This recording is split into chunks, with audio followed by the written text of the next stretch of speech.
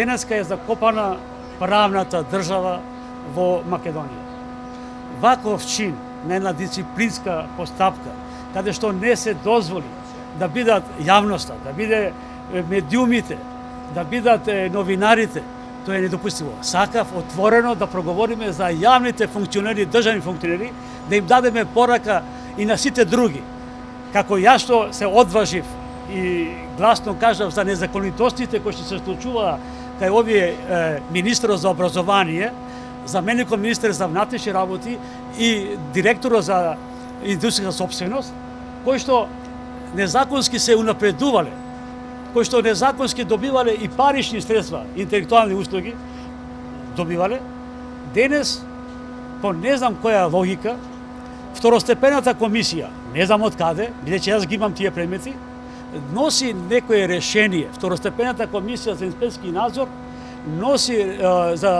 носи решение дека им се уважува жалбата на Универзитетот Тетово. Ја не знам која е таа жалба, бидејќи поминати се сите рокови, моето решение не е примено, значи има доказ, не е примено, значи не е благовремено и да имало некоја жалба, треба да има до мене, јас да дам одговор на таа жалба, за да може да постапиме. Значи, такво нешто нема. Ова е скандалозно нешто. Овде треба да влезе покрај други институции и целосно да се проверат сите активности. Ова е веќе повторно ќе кажам невиден криминал. Најголемиот греф што ми го дава е тоа што сум се јавувал кај вас како телевизија, што сум ја кажувал вистината, јавноста, затоа што сум дал до Државна комисија за антикорупција, затоа што сум дал дописи до Инспекцијски совет за поведување на дисциплинска постапка, затоа што сум дал до јавното основно обвинителство за покревање на кривична пријава на директорот на Државниот просветен инспекторат и финансиска полиција, затоа што сум имал средби со францускиот амбасадор и со холандската амбасада. Пазите, тоа е скандалозно. Јас излегов, се одважив, што сакам да дам мотив на другите инспектори од било кое да се јават. Сум направил сум го нарушил етичкиот кодекс. Кој е тоа етички кодекс? За етички кодекс јас одговарам затоа што некој криминално оди, значи да му мирува од помлад асистент до воренен професор, од доцент кој што му мирува на министерот, кој што е незаконски, значи или заменик од министер, кој што е воренен професор.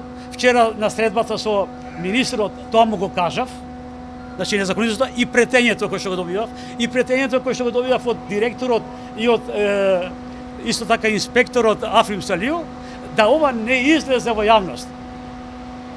Плашење. Ако јас тоа го затајам и го затајувам, тоа е кривично дело. Тоа нема да го видат од мене. Јас и на крај повторно се положам со информирање на јавноста за првичноста и мислам дека ќе победам. Што се случуваше горе? Може ли да ни објасните? Тоа беше една трагедија, едно стопирање на она што ќе го искажам. Јас кажувам постапка, не е тоа во дневен ред. Треба ова да се каже. Ангажирале адвокат. Кој ангажирал адвокат? Државниот просветен инспекторат ангажира адвокат. А ние кога имаме судски некои процеси негде, сами одиме да се браниме. Еве случаевите во Струга, кои што долги години ги имаме таму, наместо да не застапува речеме представник адвокат, тој доаѓа денеска да го представува инспекторатот, кој што имаше големи забелешки од страна на мојот бранител, адвокат, како таквите забелешки се почувствува и ги кажа и народниот правобранител и од Хелсинскиот комитет. Значи, тој доаѓа да брани нешто што не е забранење. Греф ми било, значи, тоа што сум кажал за тие незаконитости, греф било што не требало тоа, требало да се сокрие, да добијам дозвола од директорот. Каква дозвола ќе добијам од директорот, кога директорот ми вика, ова се треба да го сокриеш, кога се ми се крие, кога решенијата не стигнале до универзитетот, имаме докази за такво нешто, не стигнале. Од каде сега, а јас поведувам 27 контролен инспекцијски надзор, и сега на 22 во понеделник, во понеделник имам порамнување.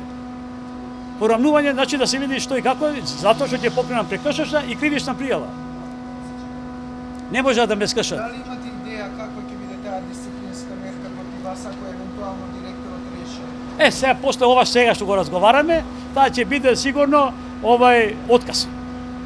Отказ, значи јас уште 6 месеци одам во пензија и ќе добијам отказ. Ова ќе биде добро за историјата, добро ќе биде за пишувањето, за правдата што се случува тука. Очекувам такво нешто, ништо друго. Вакво нешто јас чекам одлука да добијам.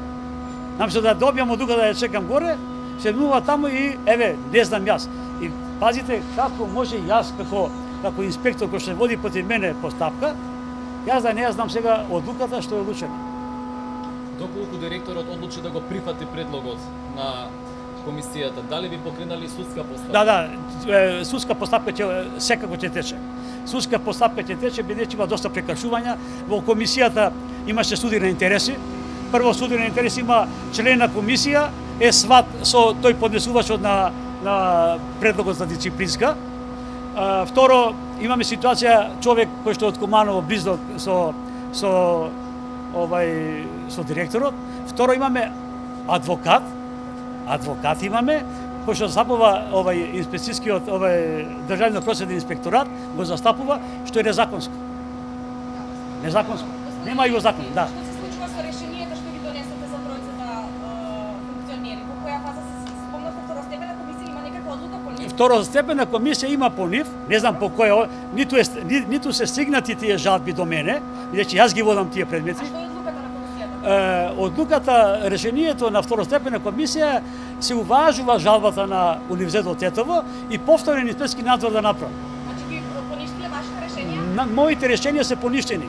Значи, тоа што му мируваво, тоа што земале интелектуални услуги, средства, тоа што се унапредувало, се било окей. Сега која е постапката? Значи повторно ви Се- го вршите тој инспекцијски надзор сега? Тие се поведуваат и од вториот дворен инспекцијски надзор кој што биле други колеги, каже што има судирни интереси. Африм Селио има неговата ќерка работи таму како сен, судирни интереси. Сето ова го знае Државната комисија за антикорупција. Сето тоа го знае. Така да ова ќе биде доста интересно и за судската пракса и за се, но не може да се сокријат работите.